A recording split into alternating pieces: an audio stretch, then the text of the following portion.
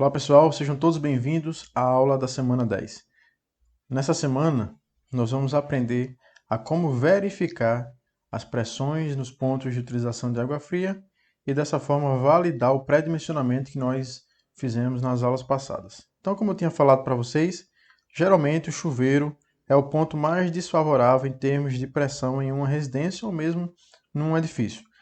Isso se dá em virtude do pouco desnível que geralmente tem entre ele e o reservatório. Então, os outros pontos, quando atendido a pressão mínima no chuveiro, automaticamente os outros pontos também estão com a pressão dentro dos valores de norma. Então, dessa forma, a gente só verifica a pressão no ponto mais desfavorável e, por consequência, todos os outros pontos vão atender os valores normativos.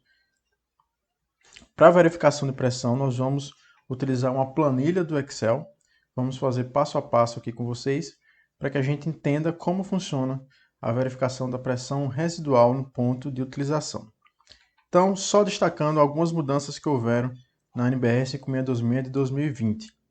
Então, não há mais um limite de velocidade. Então, eu vou estar sempre comparando a 5626 de 2020 com a 5626 de 98, que era o texto anterior.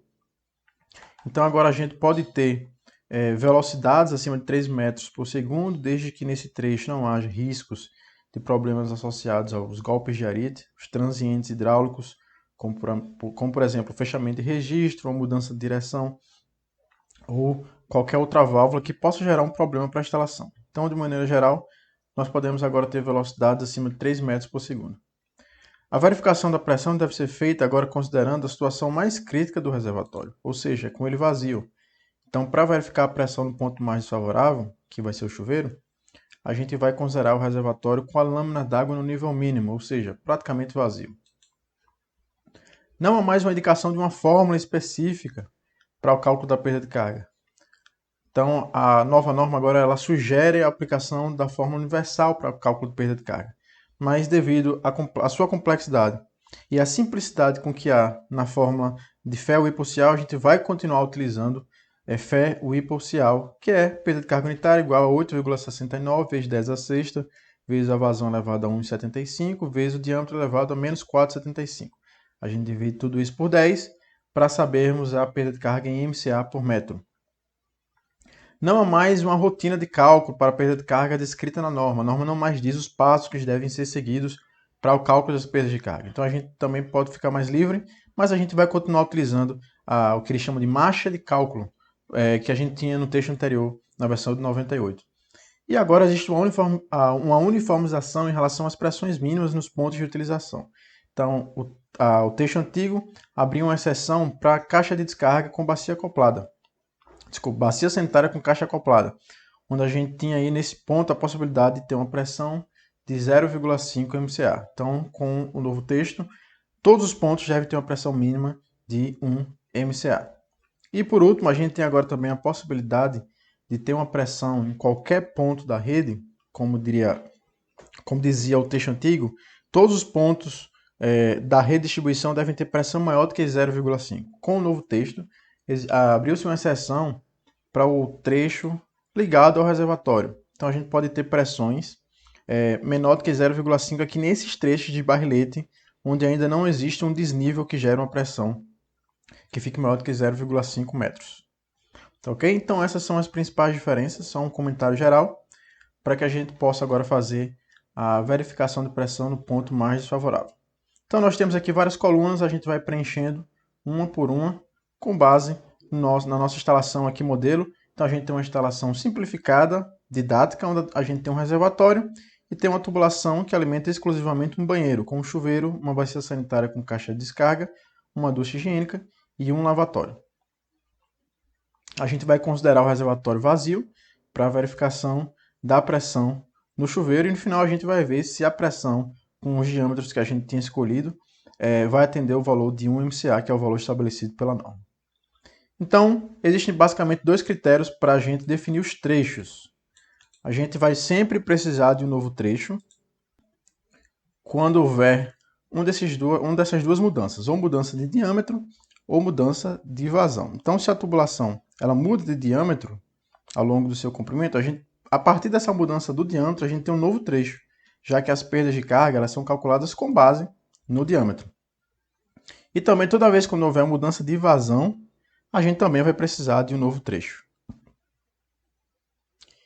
Isso porque o cálculo da perda de carga também é função da vazão. Então, toda vez quando a gente tiver mudança de diâmetro ou mudança de vazão, a gente precisa estabelecer um novo trecho. Então, observem que aqui na nossa imagem nós temos o trecho, começando aqui do reservatório, trecho A, até o ponto B, que é esse ponto aqui. Porque nesse ponto aqui há uma mudança de vazão, já que a gente não vai mais, a partir daqui, alimentar o lavatório. Então a gente vai diminuir a quantidade de pesos. Teremos o trecho BC, que compreende esse ponto de alimentação aqui do lavatório, essa derivação, até esse ponto aqui, já que a partir desse ponto aqui a gente não alimenta mais ducha nem bacia sanitária. E teremos um trecho CCH, do ponto C, que é esse daqui, até o ponto CH, que é o chuveiro, que é onde a gente quer verificar a pressão final. Então nós temos definidos aqui os nossos 3 trechos do nosso exemplo. Então temos o trecho A, B, temos o trecho B, C e temos o trecho C, CH.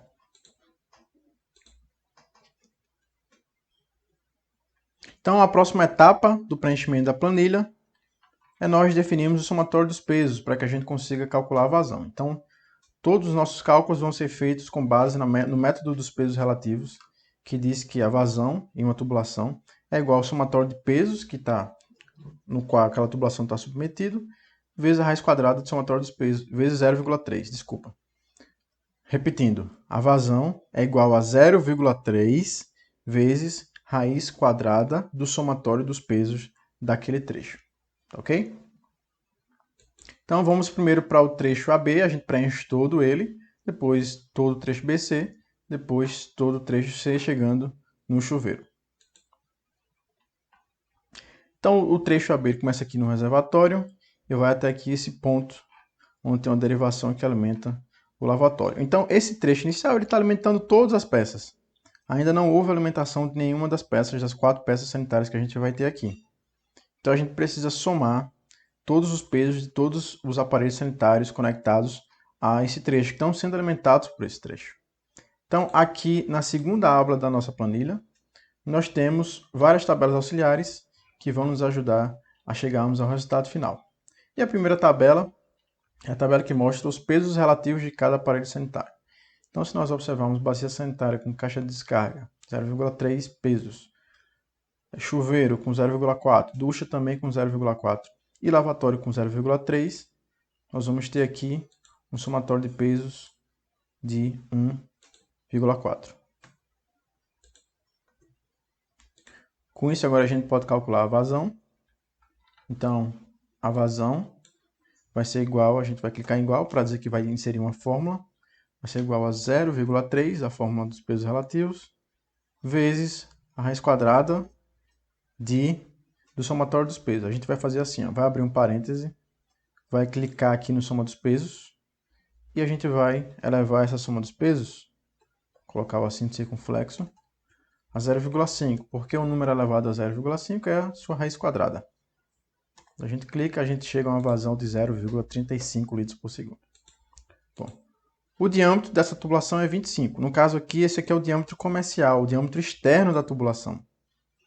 Então a gente precisa ir aqui numa tabela auxiliar, que vai nos mostrar que a tubulação de 25 tem um diâmetro interno, que é o que vai interessar para a gente aqui, de 21,4, porque é no diâmetro interno que vai haver escoamento de água. Então o diâmetro que a gente vai colocar aqui é 21,4. Então com isso agora a gente consegue calcular a velocidade. Então a velocidade pela forma da equação da continuidade, a velocidade vai ser igual a vazão dividido pela área. Quando a gente organiza, considerando que o tubo é circular, a área circular, onde o valor é πd2 sobre 4, nós vamos ter 4 vezes a vazão dividido por 1000. Esse 1000 aqui é um fator de conversão de litros por segundo para metro cúbico por segundo. Dividido por 3,14, que é π vezes o diâmetro, dividido por 1000, para transformar de milímetros para metro, elevado ao quadrado. Então, colocando aqui na fórmula, a gente vai colocar igual a, vai abrir o primeiro parêntese, 4 vezes a vazão, que está aqui, ó, a gente clica aqui. Essa vazão a gente vai dividir por 1000. Dividido por 1000. A gente vai só colocar aqui um parênteses para não confundir. Então, tudo isso, a gente coloca outro parêntese.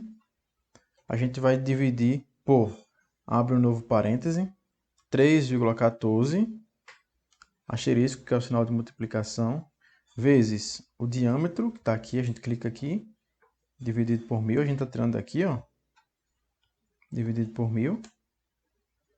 Tudo isso, na verdade, só essa segunda parcela aqui, o diâmetro a gente vai levar ao quadrado.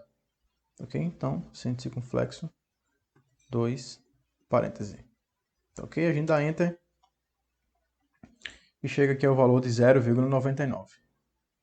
Então, calculamos aqui a velocidade. A perda de carga unitária, nós vamos utilizar Fellway por Cial, vai ser igual a 8,69, asterisco, que é a multiplicação, 10 acento circunflexo elevado à sexta, vezes a vazão, então a vazão a gente já calculou, a gente clica aqui, elevado a 1,75, vezes o diâmetro, a gente já sabe o diâmetro, clica aqui, elevado a menos 4,75, elevado a menos 4,75. Tudo isso a gente vai ter que dividir por 10, então a gente tem que colocar um parênteses aqui para transformar de kPa por metro para MCA por metro.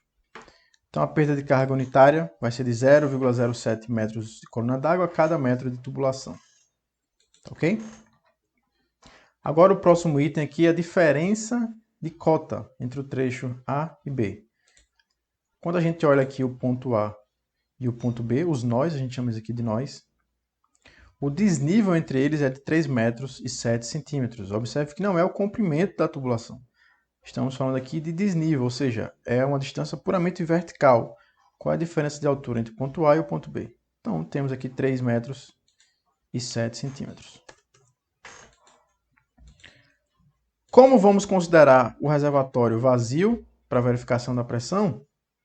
Então, a gente não tem uma pressão disponível acima desse... A gente não tem coluna d'água aqui, a gente não tem pressão gerada pela lâmina d'água do reservatório, porque a gente está considerando o reservatório na situação mais crítica, na condição mais crítica, que é quando ele ainda está bem seco.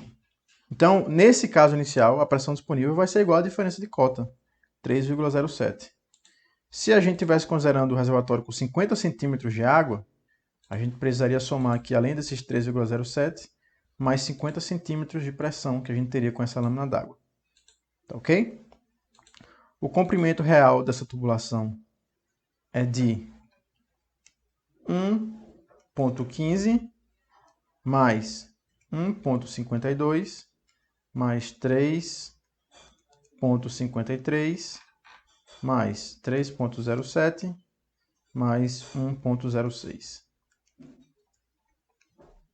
Então, agora sim a gente está vendo o comprimento da tubulação e a gente chega ao valor de 10,33. Então, o comprimento real do trecho é de 10,33 metros. E agora temos o comprimento equivalente. O comprimento equivalente, a gente lembra que tem que olharmos a tabela dos comprimentos equivalentes.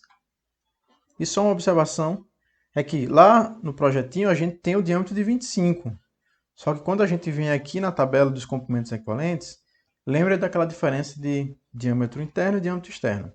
Essa tabela aqui trabalha com diâmetros nominais, começando com 15. E lá no projeto a gente geralmente coloca o diâmetro externo do tubo. Então a gente precisa voltar aqui para essa tabelinha mais embaixo para vermos a equivalência. Nós vamos ver que a tubulação de 25, que é aquela que está no projeto, que é externo, ela corresponde à tubulação de 20 nominal ou 3/4 polegadas, cujo diâmetro interno é de 21,4. Então, ao olharmos a tabela dos comprimentos equivalentes, nós vamos precisar utilizar a coluna da linha 20, certo? Que é o diâmetro nominal 20, que corresponde ao diâmetro comercial de 25. Então, fazendo aqui, a gente precisa fazer sempre a identificação de todos os pontos. Então, aqui nesse ponto inicial, nós temos A gente olha aqui na tabela, a gente vai ver que a gente tem uma entrada normal, entrada de tubulação. Se fosse a tubulação do recalque, seria uma saída de canalização. Nesse caso aqui, como a água está entrando pela tubulação, a gente coloca como entrada normal. Tá ok? Seria 0,4. A gente tem um registro de gaveta, que seria 0,2. A gente tem 1, 2, 3 curvas. A gente vai adotar curvas para suavizar as transições de direção e temos assim um comprimento equivalente menor. Temos outro registro de gaveta, outra curva aqui. E aqui no final nós teríamos um T com sentido direto aqui, com escoamento direto, já que a gente está querendo observar a pressão no chuveiro. Então, como a água está vindo aqui e a gente vai considerar a água passando para poder verificar a pressão no chuveiro, a gente vai adotar um T de passagem direta, tá ok? Que tem um valor de 0,8. Ao somarmos todos esses comprimentos equivalentes, nós chegamos ao valor de 3,6, certo? Então, eu somei aqui todos os comprimentos equivalentes para ganhar tempo e a gente chegou ao valor de 3,6. Vocês podem fazer para verificar. Então, 3,06. Logo, a perda de carga na tubulação vai ser igual a perda de carga unitária vezes comprimento real. A gente já aprendeu isso nas aulas passadas. E a perda de carga nas conexões vai ser igual a perda de carga unitária. Só faz clicar aqui em cima. Vezes o comprimento equivalente. Então, temos as perdas de cargas distribuídas e as perdas de cargas localizadas. A perda de carga total vai ser a soma das duas parcelas de perda de carga. Então, chegamos aqui a uma perda de carga de 0,91 metros de coluna d'água. Então, a pressão residual que chega nesse ponto, ou seja, a pressão dinâmica, já descontando as perdas de carga, vai ser igual à pressão disponível menos as perdas de carga no trecho. Então, o trecho B, a água vai chegar com a pressão de 2,16 MCA. Lembrem que a norma diz que todos os pontos da rede, não os pontos de consumo, mas os pontos da rede, qualquer ponto da rede, deve ter uma pressão mínima de 0,5 MCA. Com exceção daqueles trechos dos barriletes onde a gente tem a tomada d'água, que ainda não se tem uma altura suficiente para ter uma pressão maior do que isso. Então a gente está bem tranquilo aqui em relação à pressão mínima da rede, que é de 0,5. Bom, no trecho BC, agora a gente não mais alimenta o lavatório. Esse trecho BC não está mais alimentando o lavatório. Então a gente pode reduzir o valor do lavatório. A gente vem aqui na tabela dos pesos relativos e vê que o lavatório tem um peso de 0,3. Então, em vez de 1,4, agora nós vamos ter no trecho BC 1,1. Então, a vazão estimada a gente só faz agora puxar, porque o cálculo já está feito. O diâmetro a gente vai continuar com 21,4, que é a tubulação comercial de 25. A velocidade a gente já colocou a fórmula, então é só puxar aqui para baixo. Ainda está bem abaixo de 3 metros por segundo, que é um valor que a gente pode utilizar como referência. A perda de carga unitária a gente também dá uma puxada e vê que ela já vai nos dar diretamente. Diferença de cota a gente tem que analisar. A diferença de cota entre o trecho B, entre os nós B e C é igual a zero. Não há diferença de cota, estão no mesmo alinhamento. Então a gente vai colocar a diferença de cota a zero. E a pressão disponível é que está um dos pontos mais importantes dessa tabela. A pressão disponível no ponto C, que é o final do trecho BC, vai ser igual a residual do trecho anterior, quanto tinha chegado, mais o quanto a gente ganha através da diferença de cota. Então é mais a diferença de cota. Como ficou zero, então vai ser o mesmo valor da pressão residual que tinha chegado do trecho anterior. Faz todo sentido. A pressão que chega naquele ponto final é a pressão inicial do outro. Então a gente tem que fazer sempre essa análise de que a pressão disponível é a residual do trecho anterior mais a diferença de cota do trecho que a gente está analisando. Tá ok? O comprimento real do trecho BC é 1,39 m. O comprimento equivalente do trecho BC, a gente já tinha considerado esse T de passagem direta no trecho anterior. Então a gente só vai considerar outro T de passagem direta de 20 milímetros nominal. Então a gente vem aqui, comprimentos equivalentes, T de passagem direta 20 nominal, que é tubulação de 3/4, a gente chega ao valor de 0,8. Com isso a gente consegue calcular as perdas de carga, a gente só vai puxar e vai calcular automaticamente.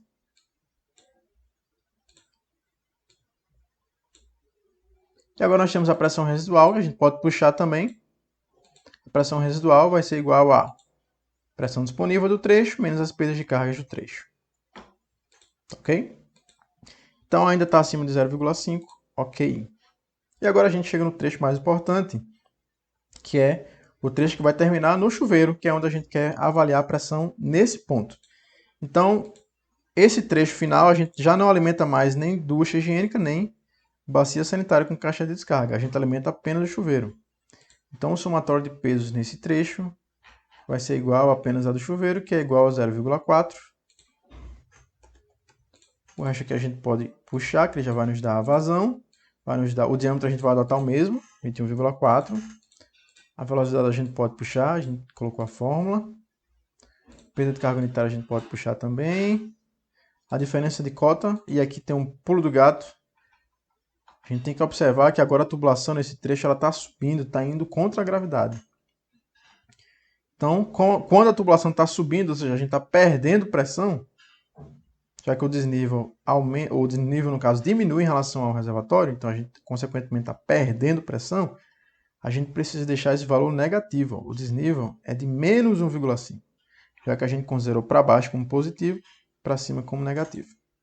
Então, a diferença de cota é menos 1,5. A pressão disponível é a pressão residual do trecho anterior, mais a diferença de cota do trecho. Observe que, como está negativo, a gente vai ter uma subtração. Então, ficou 2,04 mais menos 1,5, então virou uma subtração. Então, a pressão disponível agora no chuveiro, por enquanto, é 0,54. Está bem baixo, né? Só que a gente tem que considerar as perdas de carga ainda. Então, a gente tem um trecho aqui de 1,06 mais 1,05 de comprimento. 2,11. E temos agora uma curva, a gente vai considerar uma curva aqui, e um joelho LRM aqui, certo? A curva, ela vai ter um comprimento equivalente de 0,5 e o joelho de 1,2, então totalizando 1,7. Então a perda de carga na tubulação vai ser igual a 0,048 e nas conexões 0,039, total 0,087. Então a pressão residual, que é a pressão disponível menos a perda de carga, vai ser igual a 0,45. O que é que a norma diz sobre a pressão dos pontos de água? A norma diz que todo ponto de água, todo ponto de utilização deve ter uma pressão mínima, qualquer aparelho sanitário, de 1 MCA. Então a gente está com um valor pela metade, uma pressão bem abaixo da norma. Então a pressão requerida aqui nesse caso, como é um ponto de utilização, não é mais 0,5. 0,5 é para a rede, para qualquer ponto da rede. Como aqui é um ponto, a gente precisa de uma pressão dinâmica mínima de 1. Então, não está ok. Ok? Não atendemos o valor normativo. O que é que pode ser feito nesses casos? Bom, a gente pode elevar o reservatório para que a gente ganhe mais desnível. A gente pode aumentar o diâmetro das tubulações. É uma boa saída também. Como a gente pode também utilizar o pressurizador, que é um meio mais artificial de elevar a pressão. Então, vamos verificar se a mudança do diâmetro de 25 para 40, se a gente consegue atender o que está exposto na norma. Vamos fazer só do ponto AB, certo? A gente vai mudar só o diâmetro da tubulação entre o ponto A e o ponto B, para a gente ver se a gente consegue atingir o valor de norma. Então, a gente vai mudar aqui o diâmetro, em vez de 21,4, a gente vai colocar aqui o diâmetro comercial de 40, 35,2. Então a gente vem aqui e coloca o diâmetro agora é 35,2. Com isso, os cálculos já são feitos automaticamente, a velocidade diminuiu, já que a gente aumentou o diâmetro. Só uma observação. É no trecho AB, né? Então, no trecho inicial, 40, 35,2. Então, observe que a velocidade diminuiu, uma vez que a gente aumentou o diâmetro. A perda de carga unitária também já é calculada automaticamente, que eu já mudei o diâmetro aqui. A diferença de cota não muda, nem a pressão disponível. O comprimento real não muda, todavia, o comprimento equivalente tem que mudar. Por quê? Porque nós mudamos o diâmetro. Eu estou vendo aqui que eu tinha colocado 3,06, mas a gente tinha visto que era 3,6, tá bom? Então isso vai gerar uma diferença muito pequena, mas fica aqui essa observação que aqui era para ter sido 3,6 no exemplo passado. Então vou só colocar aqui para a gente ver se vai mudar alguma coisa. 3,6 e aqui 21,4. Observem que até diminuiu, né? Porque estava 0,45. Quando eu ajeitei aqui ficou 0,42. Agora a gente vai adotar o trecho AB com 40, que corresponde ao diâmetro interno de 35,2. E a gente precisa mudar agora os comprimentos equivalentes, já que a gente vai utilizar a linha de 32 agora, que é a correspondência do comercial externo com o nominal. Então, 32. Vamos aqui para a tabelazinha dos comprimentos equivalentes. Então vamos lá, vamos usar a nossa memória para lembrar quais são todas as peças. Inicialmente, a gente tinha uma entrada normal, que vai ter aqui um comprimento equivalente de 1,8. Então eu vou colocar aqui do lado, igual 1,8, Enter. Depois a gente vai ter um registro de gaveta,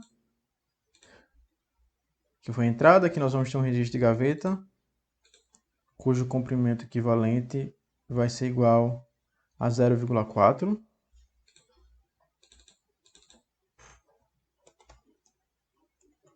Depois nós vamos ter três curvas aqui de 95 graus. Então, 3 curvas de 32, diâmetro nominal, 40 de diâmetro comercial. 3 vezes 0,7 dá 2,1. Mais 2,1. Depois nós vamos ter mais um registro de gaveta, que é 0,4. Registro de gaveta 32, 0,4. Depois nós vamos ter outra curva e um T de passagem direta. Então a curva 32 tem 0,7 e o T de passagem direta tem 1,5. 0,7 mais 1,5. Então agora o comprimento equivalente vai ser 6,9, quando a gente mudou o diâmetro do trecho AB para 40 milímetros. Então, os cálculos já foram feitos automaticamente. E observe que agora a pressão aqui residual no trecho final ficou 1,25. Então essa pressão de agora 1,25 é maior do que 1, maior do que o valor estabelecido pela norma. Então, desta forma, nós podemos dizer que agora o dimensionamento foi finalizado quando nós aumentamos o diâmetro do trecho AB, que é o início do ramal desse banheiro. Passamos de 25 para 40 e a gente atendeu o que é estabelecido pela norma. Então, o chuveiro está agora com a pressão requerida dentro do valor, dentro dos limites mínimos estabelecidos pela NBR 56 de 2020. Tá bom? Caso vocês tenham ficado com alguma dúvida, no momento síncrono nós vamos dar continuidade, vamos fazer outro exemplo ou refazer esse exemplo para que a gente dirima todas as dúvidas que vocês possam ter. Até mais!